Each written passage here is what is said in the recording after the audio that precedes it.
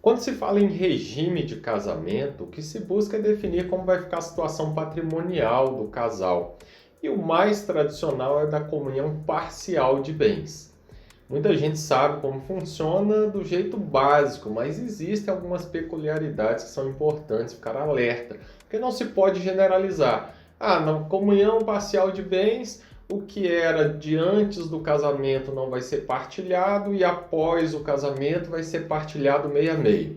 Basicamente é isso. Mas não se pode generalizar, não são todos os tipos de bens, proveitos ou questões patrimoniais do casal que são divididos meio a meio. O artigo 1658 do Código Civil, ele traz algumas exceções, as hipóteses em que há efetiva partilha e as hipóteses em que não deve ser partilhado meio a meio na constância do casamento que se vincula ao regime de comunhão parcial de bens. Então, para dividir a situação, eu vou elencar em primeiro lugar o que a lei prevê em relação ao que deve efetivamente ser partilhado, o que pertence ao casal se eventualmente vier a divorciar e que vai ser dividido meio a meio. Em primeiro lugar, os bens que são adquiridos na constância do casamento de forma onerosa. Isso quer dizer, eles compraram, eles tiveram um trabalho, o dispêndio de adquirir aquele bem. Não serve, por exemplo, se foi doado.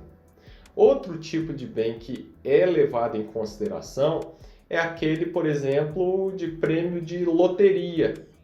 O prêmio de loteria ganhou na Mega Sena, Telecena, qualquer tipo de prêmio nesse sentido, independentemente de qual dos dois ganhou, deve ser dividido meio a meio, desde que, evidentemente, o prêmio tenha sido recebido na constância da união. Eu falei que bem doado não é partilhado, mas quando é doado individualmente. O marido recebeu uma doação, a mulher recebeu uma doação. Se for uma doação direcionada ao casal, aí sim ele realmente entra nessa divisão.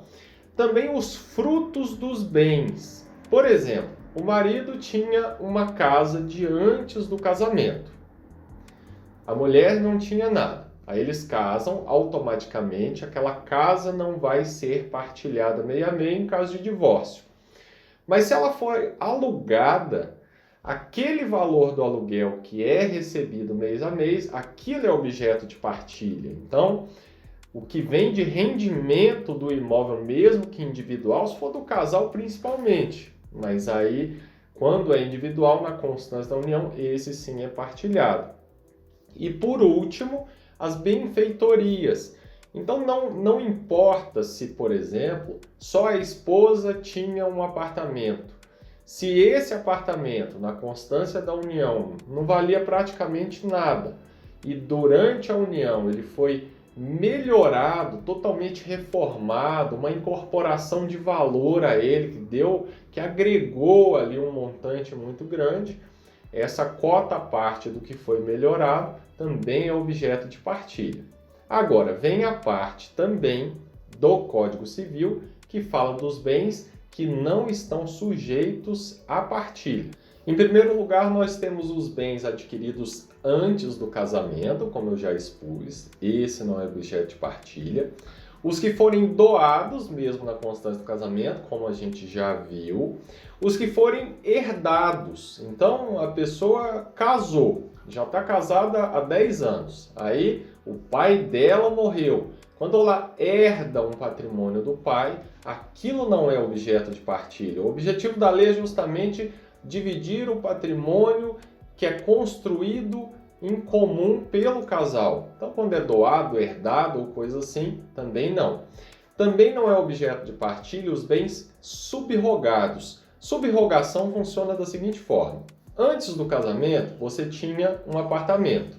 Na constância do casamento, você vendeu esse apartamento e comprou um lote. Ele continua sendo seu, ou seja, é um patrimônio novo, mas que se origina de um bem de antes da união. Isso é a subrogação e aí também não é objeto de partilha. Os frutos decorrentes do trabalho. Então, salário, benefícios, horas extras, adicional por acúmulo de função, todos aqueles proventos que vêm a favor da pessoa, mesmo que aposentadoria ou coisas do gênero, isso não é objeto de partilha. Com exceção de um item que é objeto de muita discussão na justiça, que é a questão do FGTS. Por muito tempo, os tribunais vinham dizendo que FGTS não é partilhado meio a meio por ocasião do divórcio. Mas aí veio o Superior Tribunal de Justiça em 2014, e aí teve até o entendimento do Supremo Tribunal Federal, mudando isso, dizendo que a cota parte do FGTS que foi adquirida na constância do casamento, essa vai ser partilhada meio a meio também. Até hoje existem livros de direito voltados aí ao direito de família que dizem que não é o caso, embora os tribunais estejam entendendo. Então, existe muita controvérsia nisso, mas o que está prevalecendo é que divide meio a meio o FGTS. Os bens de uso pessoal também não são partilhados. Então, aquela história da mulher irritada, que se separa do marido, que chega no advogado e fala assim, eu quero tirar até a cueca dele. Não, isso não existe. O bem de uso pessoal, bens utilizados como instrumento de trabalho. Então, ele tem ali um notebook que ele usa para trabalhar. Aquilo ali não vai ser partilhado, é um instrumento de trabalho dele, as roupas dele, utensílios de uso pessoal, ali o relógio, o cinto. Então essas coisas também não são partilhadas, nem a favor do homem, nem a favor da mulher.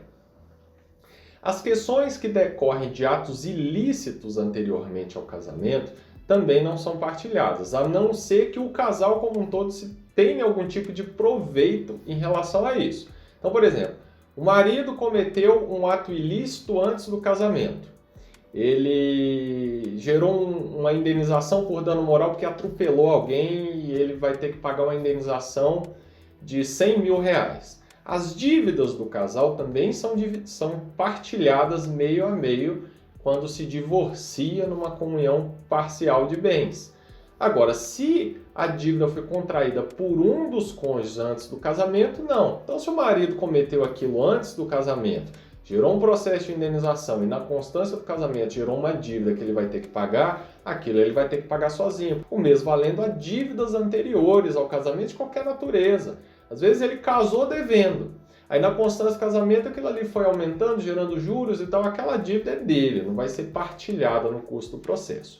Então é importante ficar atento a essas diferenças entre as questões que são partilhadas e não partilhadas, para não se generalizar e ter uma noção mais precisa de como funciona o casamento no regime de comunhão parcial de bens.